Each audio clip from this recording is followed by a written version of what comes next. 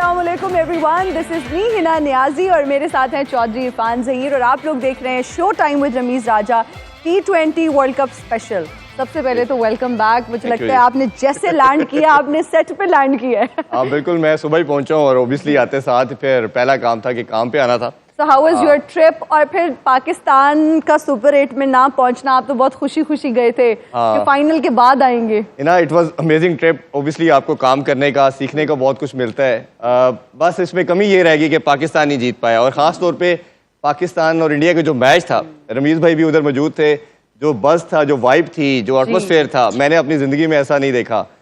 But अगर कहीं वो मैच हम जीत जाते तो शायद ये लाइफ की बेस्ट मोमेंट बन जानी थी, बट अनफॉर्चुनेटली ऐसा नहीं हो सका। बट हम बहुत खुश हैं कि आप हमारे लिए ढेर सारी चॉकलेट्स लेकर आए। So thank you. और हमारे साथ इस वक्त हमारे प्रेस्टिजियस गेस्ट भी मौजूद है। रमीज़ सर हमें ज्वाइन कर रहे हैं all the way from USA। अस्सलाम वालेकुम सर, कैसे हैं आप? मैं ठीक हूँ, आप कैसी हैं? बिल्कुल ठीक सर।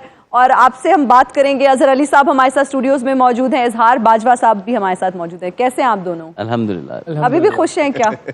अब बनता नहीं है वैसे खुश होना।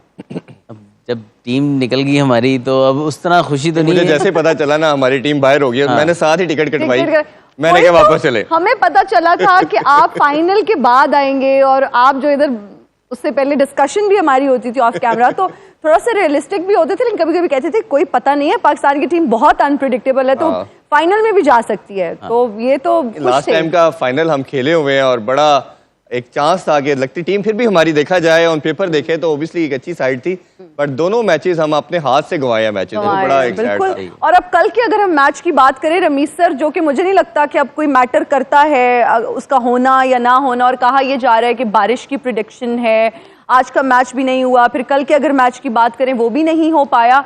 आप क्या समझते हैं कि ICC ने इतनी केयरलेसनेस क्यों दिखाई है? इतना बड़ा इवेंट और इस तरह की गलतियां, वेन्यू चेंज क्यों नहीं किया गया?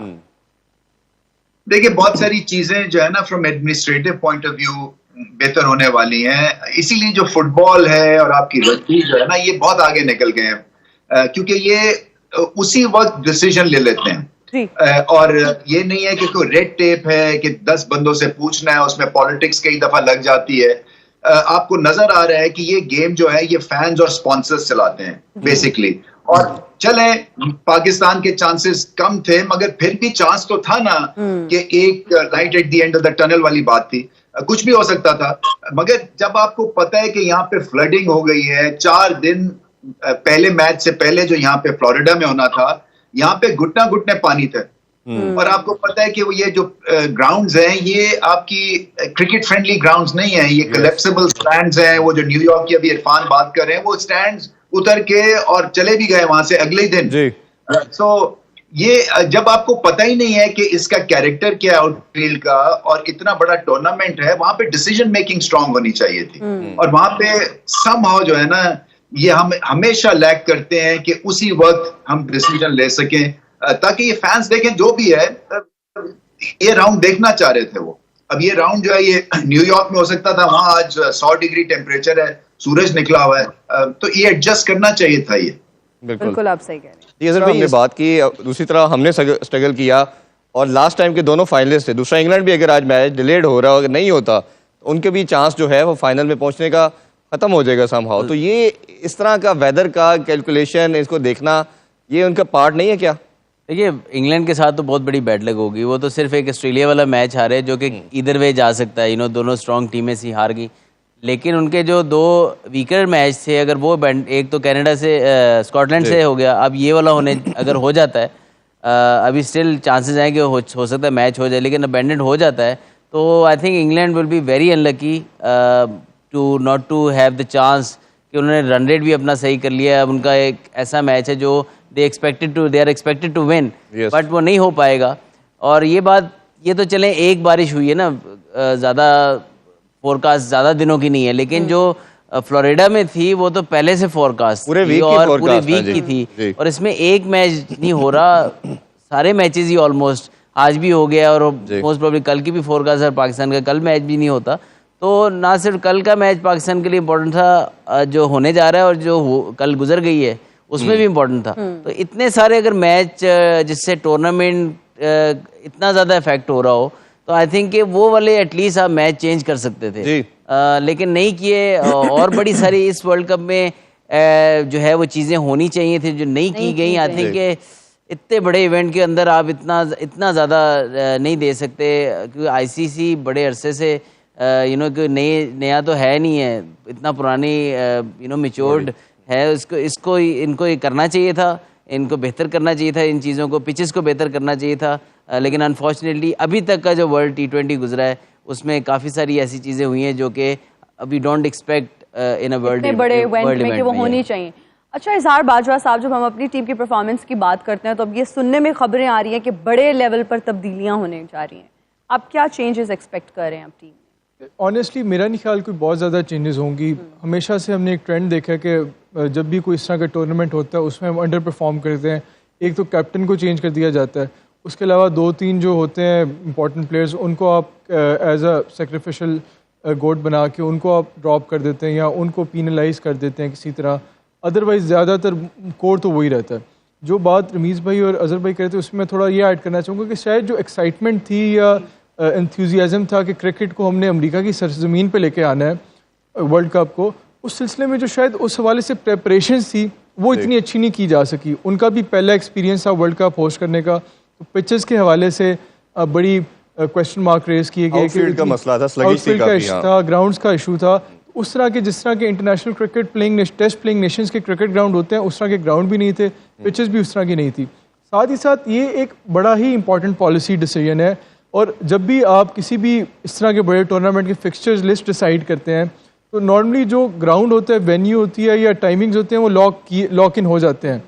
इस बारे में आईसीसी को डिबेट करनी चाहिए कि अगर कोई इस तरह का अनफोर्सीन सर्कमस्टांसेस की वजह से which is beyond the control of human powers कोई ऐसे इवेंट्स हो जाते हैं, फ्लड हो जाता है या बारिश हो जाती है, तो क्या इस तरह की पॉसिबिलिटी है कि आप विद इन टूर्नामेंट आप वेन्यूज़ चेंज कर सकेंगे? नहीं, अभी तक तो ऐसा हमने नहीं कोई प्रेसिडेंट देखा, मेरे नॉलेज में तो नहीं कि ऐसा प्रेसिडेंट कि आपने ड्यूरिंग द टूर्नामेंट कोई इस तरह की इश्यूज़ आ गए हैं, वेन्यू के इशू आ गए हैं, वेदर का इशू आ गया कि आपने during the tournament venue change कीजिए। इस हवाले से डिबेट होनी चाहिए क्योंकि it's not good for the cricket.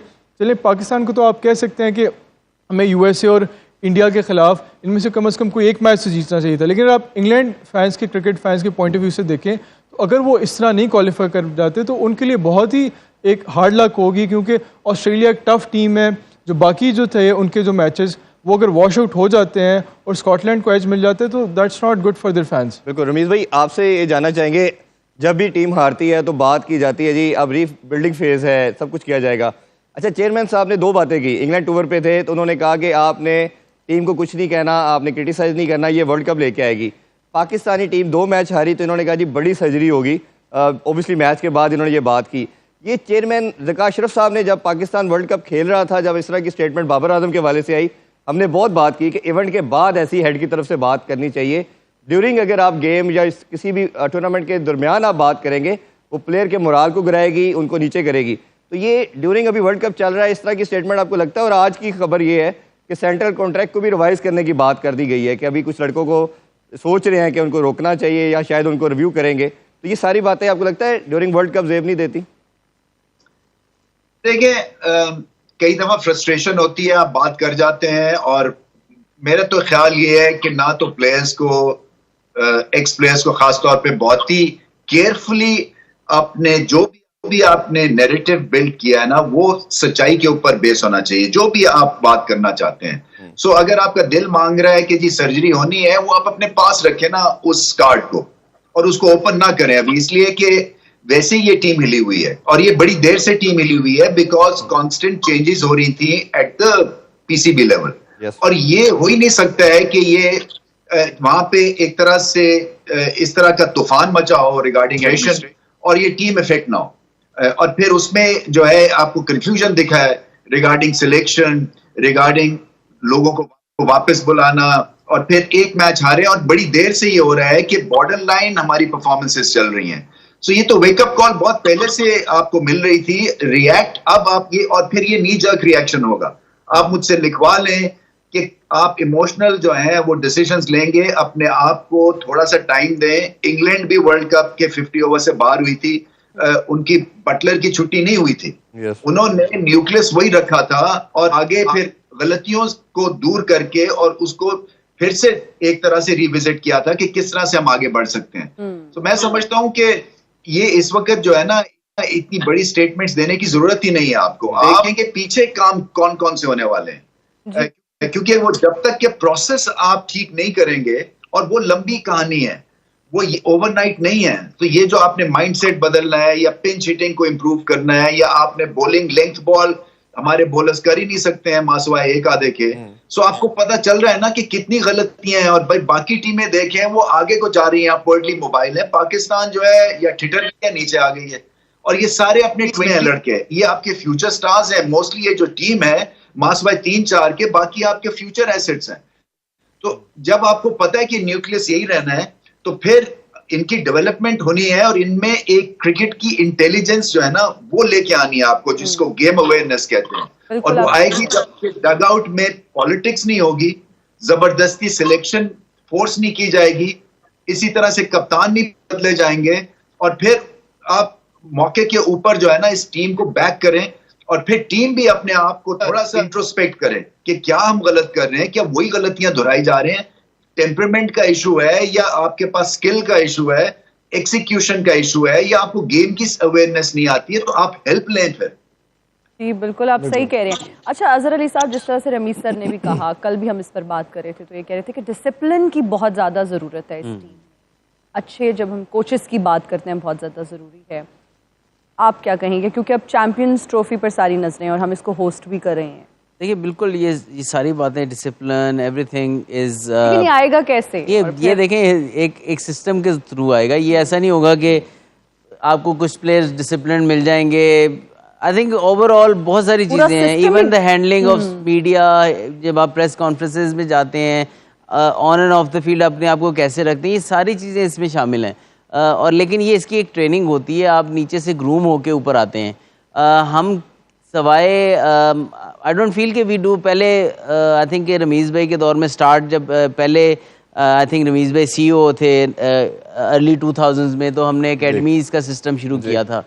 वो काफ़ी अरसे तक जारी रहा। उसके अंदर हम जब एकेडमीज़, मैं भी यंग था, अंडर 19 और 18-19 साल के थे, तो हमारी एकेडमीज़ लगती थी। उसके अंदर हमें डिसिप्लिन, खाने किस तरह खाना खाना है, किस तरीके से बात करनी है, इवन हमारी इंग्लिश की क्लासेस भी होती थी। हमें स्पीच करने के लिए कहा जाता था। मतलब कि एज नॉट ओनली क्रिकेट में हमारे लिए वो चीज़ फ़ायदेमंद साबित हुई, बल्कि हमारी ग्रूमिंग में बहुत ज़्यादा, मैं नहीं कहता कि बहुत आइडियल थी, लेकिन एटलीस्ट देयर वाज एफर्ट कि यार प्लेयर्स जब इंटरनेशनल लेवल तक पहुंचे तो वो कुछ ना कुछ ग्रूम हुए हों। भाई इसमें ना अंडर 19 से अगला लड़का स्टेज होती थी A टीम का टूर, शाहीन के टूर आए। जी। अब हम देख रहे हैं कि सबसे बड़ा प्रॉब्लम है कि 2-2.5 साल से ऐसा कुछ हो ही नहीं रहा। नहीं वही ना, वो हमारी सोच, हम सोचते नहीं है कि ये चीज़ें इंपॉर्टेंट है।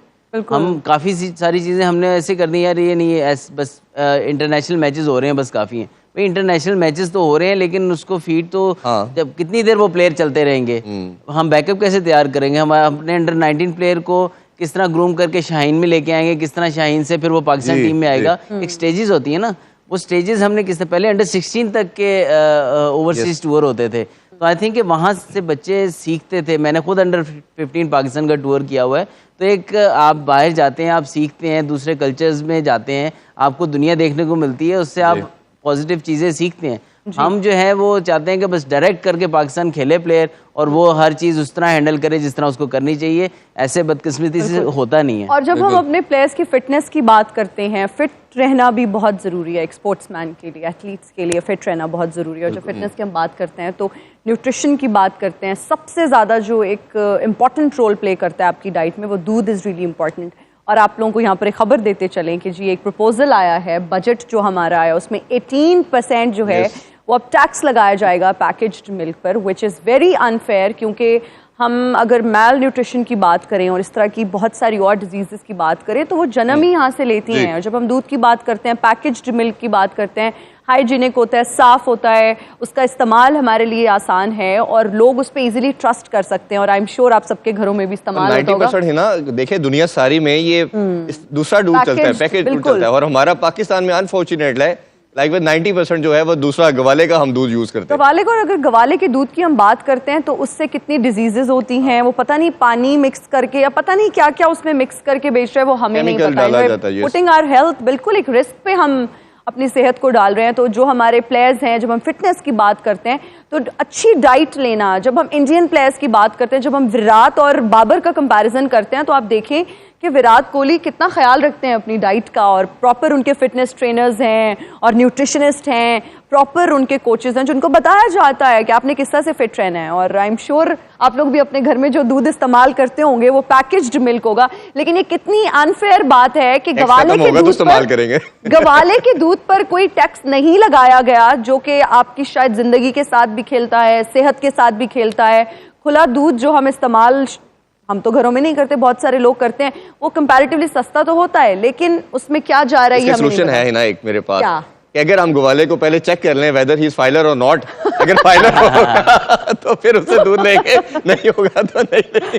वैसे कितनी गलत बात है ना कि वाहिद ऑलरेडी हर चीज में टैक्स ऐड हो गया। मैं तो मेकअप वाले टैक्स को लेके बहुत ज्यादा परेशान थी कि मेकअप अब खरीदना जो है ना वो बहुत मुश्किल हो गया, इतना ज्यादा उस पे टैक्स वो लगता है। वो चाहते हैं कि इन और आउट एक नहीं, रहे। वैसे भी आपको तो इतना लॉस नहीं, आपको ज्यादा मेकअप की जरूरत तो नहीं पड़ती। जी जी, thank you for the compliment. लेकिन मैं परेशान ये हूँ कि जो घर में हम अच्छी कॉफी पीते हैं, शेक्स पीते हैं, और वो जो पैकेज्ड मिल्क हम एंजॉय करते थे, 18% टैक्स का उस पर प्रपोजल आ चुका है, विच इज़ वेरी अनफेयर।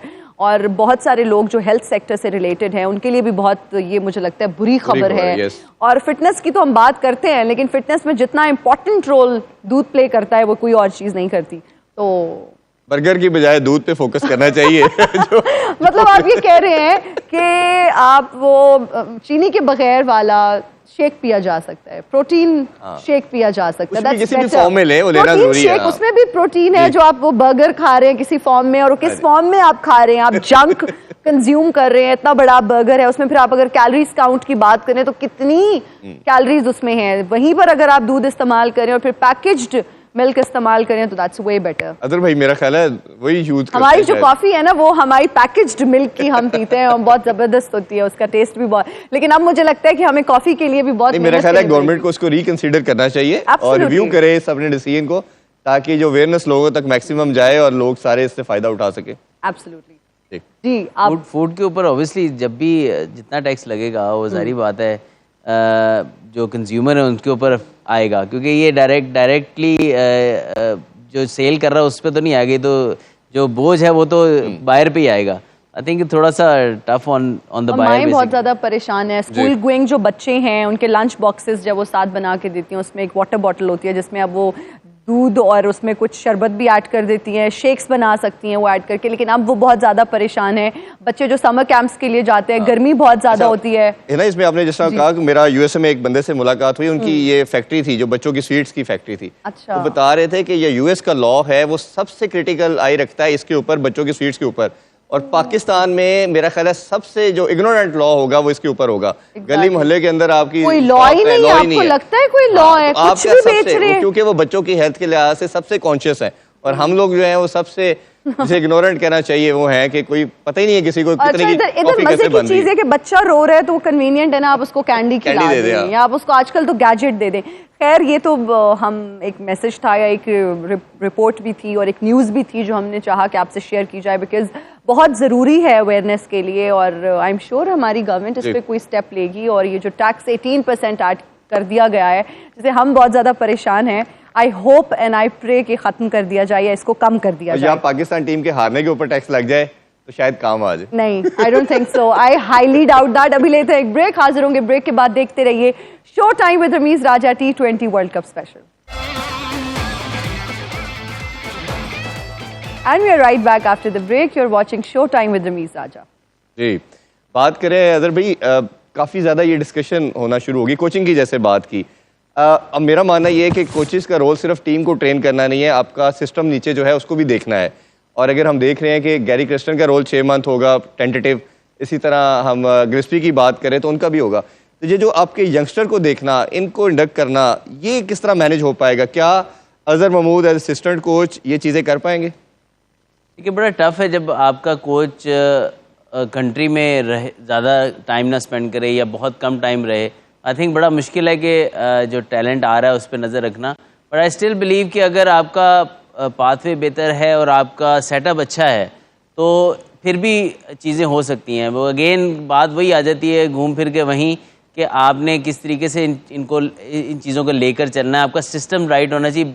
और जो नीचे जो लोग लगाए हैं गैरी कर्स्टन के नीचे, वो कितने ऑनेस्ट हैं, कितने हार्ड वर्किंग हैं और कितना वो टाइम इन्वेस्ट करते हैं इन चीज़ों को करने के लिए। आई फील कि एट टाइम्स आप बस ये कर लेते हैं कि यार इसकी ये जिम्मेदारी है, ये जिम्मेदारी, लेकिन कोई भी अपनी जिम्मेदारी, पाकिस्तान में मसला सबसे बड़ा यही है कि हम अपनी जिम्मेदारी सही तरह नहीं निभाते।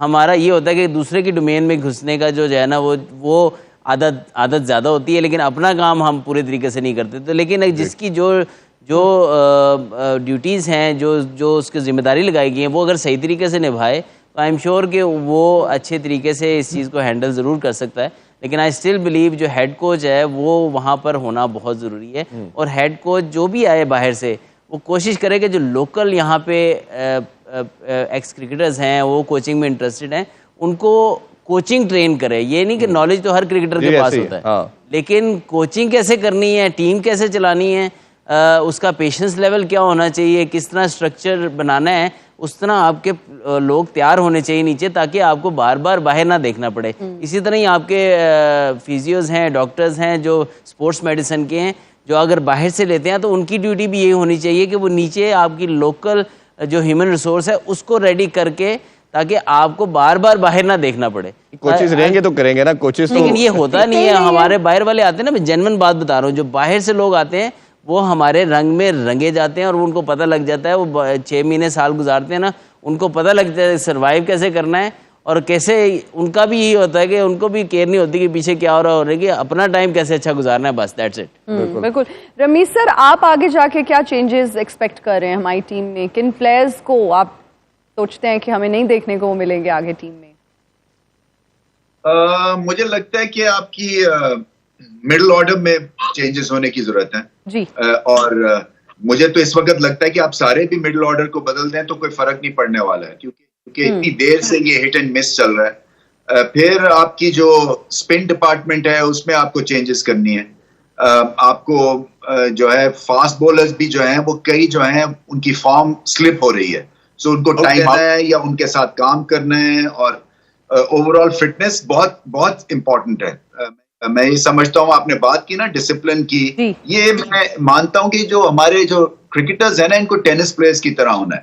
एक टेनिस प्लेयर के पास डाइटिशियन होता है, साइकेट्रिस्ट होता है, एक स्पॉन्सर को हेल्प लीड करता है, फैमिली मैटर्स होते हैं, आपकी प्रैक्टिस सेशंस होते हैं, आपकी ओवरऑल आपको एक टूर्नामेंट से पहले ना वो आपको बेस्ट चांस आपने अपने आप को देना है। सो इतने पैसे मिलते हैं, अगर मैं अगर सपोज भागने के लिए मैं एक ट्रेनर रख सकता हूँ या किसी से बात कर सकता हूँ, तो ये लोग क्यों नहीं कर सकते हैं? क्योंकि ये तो इनका तो ये ब्रेड एंड बटर है। सो ये पूरा एक माइंडसेट की तब्दीली इनको लेके आनी है, and it has to start right now. ये नहीं हो सकता कि और बबल में रहना है। देखिए पाकिस्तान चाहे जैसे मर्जी मराइल से गुजर रहा है as a country, economic crunch आपने बताया, दूध महंगा हो गया एंड व्हाट नॉट। सो ये आपको बबल में रह के ना इन चीजों को बीट करके और अपने आप को आपने एक रॉजर फेडरर बनाना है, अपने आप को राफेल नडाल बनाना है, आपको विराट कोहली बनाना है, और इसके लिए मेहनत और इसके लिए चेंज ऑफ माइंड। जी बिल्कुल, आप सही कह रहे हैं। और आपके लिए रमीज सर, अच्छा ये मैं पीसीआर में रिक्वेस्ट करूंगा, खबरदार जो अगर तुमने मुझे क्यू से पहले अंदर एंटर किया, बकरा बकरा बकरा बकरा, हेलो मैं टुडो टुडी टुडो टुडी बकरा बकरा मैं दगे दगे दगे वालेकुम अस्सलाम रमेश भाई, सात समंदर पार मेरा सर सलाम कबूल हो। वालेकुम सलाम। ऐसा थक तो नहीं कि आप कितने दौड़ते हुए आए, रनिंग करते आए और सही रमीज बात भाई की है। बात भी तो लंबी बदो होगी बदी आ गए आप। बहुत अच्छा सवाल है सर, मैं ढीठ हूँ। यार बड़े पता है एक्टिव लग वैसे। रहे हैं आज। क्या काफी सारे क्या लग रहा है आज, बहुत फिट हो गए आप। मैं देखें एक्सरसाइज और ये वो, लड़की कहाँ देख रही हो? मैं ये देख रही हूँ कि मैं पाकिस्तान लड़की के है, जब मैं आता हूँ तो मुझे इग्नोर करती हो। नहीं मैं आपको बिल्कुल इग्नोर नहीं करी, मैं थोड़ा सा परेशान हूँ क्योंकि पाकिस्तान सुपर 8 के लिए भी क्वालिफाई नहीं कर हाँ, पाया। इसमें मैं जरा 2-4 बातें। रमीज साहब आपसे भी थोड़ी सी मैं डिबेट करने वाला हूँ, Debate? तो get ready for it, you are My legend. God. जी ये जो सुपर हिट से हम बाहर में सुने हो गए, जी, आपने सही सुना है। चेयरमैन साहब आपको इन्होंने अंधेरे में रखा है। आपको यकीन है, मुझे छोटा सा दिया बना के साथ रख लेते, यानी इन पे इतनी मेहनत की, सही बात है। इन्होंने मेहनत नहीं की। ये तो कोई ज्यादती वाली बात है। और यकीन जाने, इनको रमीज साहब, इनको मेरा मैसेज पहुंचा दीजिएगा, क्या? जब ये यहाँ आएंगे तो साउंड प्रूफ कमरे में इनको मेरे साथ बंद करें 1 घंटा और चाबी कोई निगल ले। उसके बाद अगर इन्होंने कोई, अगर ये निकले, आपने बदोबदी सुनाना है इनको फिर। Oh God. बदोबदी सुनाना थोड़ा है सा फिर आप। सुनाए तो सही। आए आए हाय। हाय, आए हाय, ओए होए, आए हाय, ओए होए, बदोबदी बदोबदी बदोबदी। अच्छा, साउंड प्रूफ में क्यों? साउंड प्रूफ ये कि मैं इनको कहीं का नहीं छोड़ूंगा, और अवाम तो मैं बर्बाद कर चुका हूँ।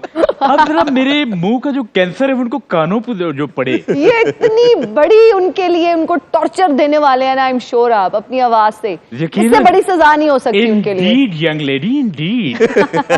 अच्छा, by the way, have you been UK? Have you been to UK? 2 times. नहीं। अच्छा, तीसरी बार वीजा नहीं दे रहे क्या? अच्छा, वैसे आप मुझे लगता है कभी यूके नहीं गए। मैं रमीज साहब, मेरी रमीज बात साहब भी सुने, अब आप सब है। कभी यूके गए? नहीं, मैं गया हूँ, मुझे आप आने नहीं देते। मैं उमरकोट की बात कर रही हूँ, क्योंकि आप उसको भी तो यूके ही कहते हैं ना। ये नहीं कि मेरा जोक मुझ पे ही। अच्छा रमीज साहब, मैंने ना, क्योंकि कुर्बानी का सीजन है, मैंने ना इतना सा बैल लिया था, नहीं इतना बिल्ली का बच्चा होता है, मैंने इतना सा बैल लिया था, मैंने उसको 10 साल पाला। मैं जो खाऊं, मैं उस दिन सरदाई पी रहा था, मैंने उसको दे दी। मैं बादाम खाऊं, उसको दे दूं। अब बड़ा हो गया, उससे किसी फीमेल गाय से प्यार हो गया, और वो मेरे पास आया, बोलता है चाहत जी मैं आपका घर छोड़ रहा हूँ। मैंने कहा क्यों? बोलता है मैं जाना चाहता हूँ। मैंने कहा चले जाओ। बोलता है ऐसे नहीं, जायदाद में आधा हिस्सा भी दें। मेरी बेटा था, बेटों की तरह पाला है, बच्चों की तरह तो देना आपके तो पास जायदाद है? जी जायदाद है, ये रही। मैं अपनी जायदाद खुद हूँ जी। अच्छा, सही है। इसी बात पे मेरा ख्याल है ब्रेक की तरफ बढ़ते हैं। ब्रेक से जी, वापस जरूर, आगे जरूर, डिस्कशन कंटिन्यू करते हैं। स्टे विद अस।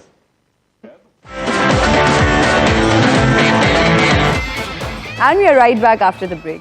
इजहार बाजवा साहब, अब कल के मैच की वैसे तो यही हम खबरें सुन रहे हैं कि बारिश हो जाएगी, और अब अगर मैच हो या ना हो उस तरह से मैटर नहीं करता, लेकिन आप क्या समझते हैं जिन लड़कों को अभी तक चांस नहीं दिया गया, क्या उनको कल चांस देना चाहिए बेंच स्ट्रेंथ को? आई थिंक बिल्कुल देना चाहिए। जिस तरह अबरार है, उनको आपने अभी तक कोई चांस नहीं दिया, या अब्बास अफरीदी है, उनको कोई चांस नहीं दिया, तो उनको डेफिनेटली चांस देना चाहिए। और ये हमारा फ्यूचर है, और इन लड़कों ने हमारे run up to the tournament दिखाया है कि इनमें पोटेंशियल है कि पाकिस्तान को for the longer period of time नुमाइंदगी कर सकते हैं, तो इनको डायरेक्टली चांस देना चाहिए। लेकिन मेरा नहीं ख्याल ये लोग देंगे। बिल्कुल। अच्छा रमीज भाई, एक चीज़ अगर हम देखें तो पाकिस्तानी क्रिकेट में 3-4 साल से हमारा सबसे जो सिलेक्शन क्राइटेरिया था वो डोमेस्टिक की बजाय PSL बन गया कि सबसे बड़ा कमोडिटी है, सबसे बड़ा ब्रांड है। बट इस दफ़ा हमने सिलेक्शन में देखा उसामा मीर आपका हाईएस्ट विकेट टेकर, आपने स्पिन में कंसिडर नहीं किया। मोहम्मद अली आपका फास्ट बॉलिंग में हाईएस्ट विकेट टेकर, आपने उसको कंसिडर नहीं किया। मोहम्मद हारिस को 2-3 साल आपने ट्रेन किया, उसको बनाया। सलमान अली आगा को लेके के ये 3-4 ऐसी सिलेक्शन थी जिनको कंसिडर नहीं किया गया। PSL की चले हम बात करें, बट पैराशूट के थ्रू 3-4 प्लेयर आए। खासतौर पर इमाद वसीम की अगर बात करें तो वो रनिंग बिटवीन द विकेट बड़ी ऑब्वियस थी कि वो लड़का फिट नहीं है। तो ये सारा जो क्राइटेरिया रखा गया, मिस मैच हुआ सिलेक्शन में, इसको कैसे देखेंगे आप? देखिए PSL से आप टैलेंट तो खैर वो प्लेसिड ट्रैक्स होते हैं, सिर्फ टेम्परामेंट टेस्ट होता है कि ओवरसीज भी लोग आए हुए हैं, एक इंटरनेशनल डग आउट बन जाता है, और क्या आप स्टैंड आउट करते हैं या नहीं करते, जो कि आपको डोमेस्टिक क्रिकेट में आपका टेम्परामेंट नहीं टेस्ट होता है अनफॉर्चुनेटली, जब तक ये सारे प्लेयर्स खेले ना वो 3 डे क्रिकेट या 4 डे क्रिकेट। सो ये पैराशूट लैंडिंग जो है ना, यही आपके सिस्टम को जो है ना ये डिस्ट्रॉय करती है। और ये कि फिर वही मैं दोबारा एक फिक्रा इस्तेमाल करूंगा, ये रिसाइकल्ड एक तरह से हमारा सिस्टम है। जैसे होता है ना कि ड्राई क्लीन करके और दोबारा से हम एक पेश कर देते हैं, जिसको पता है कि आपकी पोटेंशियल जब 26-27 साल में पोटेंशियल किसी की एवरेज पे चली जाए, और उसको फिर 34-35 साल में दोबारा से वर्ल्ड कप जैसे इवेंट में लेके आया जाए, चाहे जैसी मर्जी आपकी इंटेंशंस थी, जीतने की थी, जो भी थी, बट ये सिलेक्शन के पॉइंट ऑफ व्यू से और टीम के comfort zone point of view से और डगआउट की एक एनवायरनमेंट के पॉइंट ऑफ व्यू से ठीक सिलेक्शन नहीं थी, मैं समझता हूँ। बिल्कुल। और अदर भाई, इसमें अगर आप भी, हमने दिन को थोड़ी पे की थी कि अब इसका वे फॉरवर्ड क्या है, अब लड़कों को इस तरह ही लेके आना। मैं आप सबकी अपनी शाइस्ता कैटो, और आज फिर मुझे इन्होंने अपने शो में बुला लिया है। ये बैठा है इरफान, और उसके साथ बैठी है हिना मोबाइल को ऑन नियाज़ी। कर ले।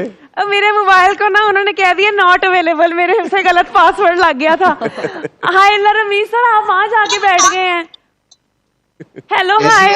मैडम, आपको पता है हिना ने मेरे साथ ना एक टिकटॉक बनाया था, इसके 100 के फॉलोवर हो गए हैं। हाँ जी, मेरे भी बढ़ गए। आई एम सो ख्याल किया लकी। करें, आजकल मोबाइल स्नैचिंग बहुत हो रही है, सो ओपन में टिकटॉक ना बनाए आप। ये मेरे साथ ना टिकटॉक बनाने के लिए मिन्नतें करती है, लेकिन ना मेरे दिल से उतर गई है जब से मैंने इसे मेकअप रूम में पर्दे से नाक साफ करते देखा है।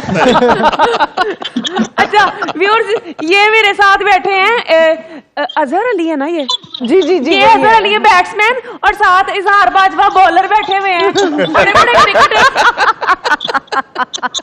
बॉलर नहीं है, नहीं कोच है, कोच लीडर? कोच है, कोच है। कोच है। ये कोच चलाते हैं, पार्ट टाइम बच्चों को पिक एंड ड्रॉप की सर्विसेज देते हैं। और ये इरफान बैठा हुआ है। अच्छा मेरी बात सुने, आप खुद गौर से देख के बताएं कि इरफान की शक्ल है ही यूएसए जाने वाली। आपके वैसे खानदान में कोई शादी नहीं गया जिस गांव से तुम आप तो आई गए हो हैं। ना? मैं तो हो गया अल्हम्दुलिल्लाह। अच्छा रमीज सर, मैंने आपसे पूछना था कि आप वहाँ गोरे आपको नजर आते होंगे इर्द गिर्द, तो कभी ऐसा हुआ है कि आपके घर के बाहर कोई गोरा आगे कहे कि पाइन साड़ी फ्रिज खराब हुई, बर्फ मिलेगी? इस तरह होता है उधर? पे जो है ना वो फ्लोर पे है आइस रूम या आइस डोर है, तो फ्रिज आपको जरूरत नहीं है, बर्फ मिल जाती है। वैसे मैं बात बताऊं, आप पूरे ग्राउंड में बैठ के पूरी दुनिया को कमेंट्री कर रहे होते हो। एक ना मैंने इन्फॉर्मेशन निकाली है, वो आपने सबको बतानी है। आप बताएं। एक जो चूंटी होती है ना, वो आपको दंदी काट सकती है, पर आप चूंटी को दंदी नहीं काट सकते। मेरा दिमाग खराब है, चूटी को मैं ढूंढ के आपका दिमाग खराब हो भी जाए तो आप नहीं काट सकते, ठीक है, बिल्कुल सही आपकी ऑब्जर्वेशन है ना? अच्छा मुझे ये बताओ, ईद की तैयारियां कैसी चल रही हैं? मैं तो हर वक्त ही तैयारी में रहती हूँ। देखो मेरी तो हर रोज ईद होती है। तुम जैसी लड़कियां होती हैं सारा साल मेहनत करती हैं, फिर ईद का इंतजार करती हैं। और इस जैसी लड़कियां पता क्या करती हैं, शो में आ जाती हैं ना। हाँ, और इस जैसी लड़कियां पता क्या करती हैं हमारे गांव में ना इरफान, ये ना सारी जिंदगी मेहनत करके ना बड़ी सारी काली पराडो निकालेगी, और अपने मोहल्ले में जाके गाना पता कौन सा लगाती है, वे गुजरा वे। या फिर वो वाला चिट्टा चोला सीवे दर्जी, ये एक ऑप्शन अब ये गाना लगाना बनता है पराडो में। देखो जरा, नहीं, बिल्कुल नहीं मैं तो जब पराडो लूंगी तो मैं अच्छा सा ही गाना लगाऊंगी, जैसा कि आप जैसा कोई मेरी जिंदगी में आए। तो रमीज सर, ये मैं आपको डेडिकेट कर रही हूँ। अल्लाह वैसे ही आप जेबरे बड़े बड़े अच्छे लग रहे हैं। अच्छा आप कह रही थी जब आप आएंगी आपने हमारे सेलिब्रिटीज के साथ कोई टिकटॉक बनानी है। मैंने आते ही बताया, सच बोला है, मेरा आईफोन अनअवेलेबल हुआ है, गलत पासवर्ड लगा के। ये क्या आपका अपना ही है? ये मेरा अपना है। देखो मेरे अम्मी अब्बू की तस्वीर नहीं तुम्हें नजर आ रही? अच्छा ओ हाँ, तो ये अब उन्होंने पता असल में ना वो मेकअप नहीं ना किया होगा आपने, तो वो पहचान नहीं रहा। नहीं आज नहीं, मेकअप पासवर्ड मुख्तलिफ लगाना किया था। हुआ है। आज वैसे मेकअप मुख्तलिफ किया हुआ है, ये ग्रीन कलर का मेकअप किया हुआ है, नियॉन लास्ट कलर टाइम के जब मैं आई थी हेयर ना तो ब्लू था, आज ग्रीन है, लेकिन तुमने मेरी मूंछें नहीं देखी। हाँ ये क्या सिग्निफाई करती हैं? मुझे ये वही मूंछें हैं जो तुम पार्लर में जाके कटवा देती हो। ये वो वाली मूंछें। ये क्या चीज है यार? मैंने बढ़ा ली है। आपकी नेचुरल है। फिर आपका नाम मानो कैटो नहीं, मैनो बिल्ला। देखो मेरी बात सुनो, मेरी बात सुने, इंसान में ना आपको खास तौर पे मर्द में ना ईद से मर्दान पहले आपको पार्लर जाने की बहुत ज्यादा नहीं, चार्जेस मैं पे कर मेरा ये पहचान है कैटो, मुझे फिर कैसे कहेंगे? अच्छा जैसी लगने लग जाओ। Thank you. आप अपनी सजेशन अपने वैसे तुम्हारी स्किन काफी ग्लो कर रही है, थैंक यू, अच्छी लग रही हो तुम। अच्छा थैंक यू। मैं अगली सच बात कह हम रही क्या हूँ। सच कह रही हूँ, आज देखो तुम्हें यकीन ही नहीं आता। देखो इसलिए मैं इसकी तारीफ नहीं करती, तुम्हें यकीन ही नहीं आता। आप पर तारीफ ये जरा कम ही ऐसे होता है। बड़ी बात है। वैसे तुम एक टिकटॉकर को आप कह रही हो, हमें तो कोई इज्जत से बुलाता ही नहीं है। आप मेरा कहना है हमारे लिए आपसे बहुत इजाजत काबिल चाहते हैं, इज्जत है। टाइम खत्म। साथ ही सड़ गया, देखा जो लड़कियां आपस में बात करने लगी, साथ ही सड़ गया। ले लो तुम ब्रेक, हम ब्रेक के ब्रेक नहीं है, बाद शो खत्म हो रहा है। रमीज भाई आपका बहुत शुक्रिया, अदर भाई, इज़हार भाई आपका बहुत शुक्रिया। मुझे और हिना को दीजिए इजाजत, इंशाल्लाह कल आपसे दोबारा मिलते हैं। अपना ख्याल रखिए, अल्लाह हाफिज, पाकिस्तान जिंदाबाद।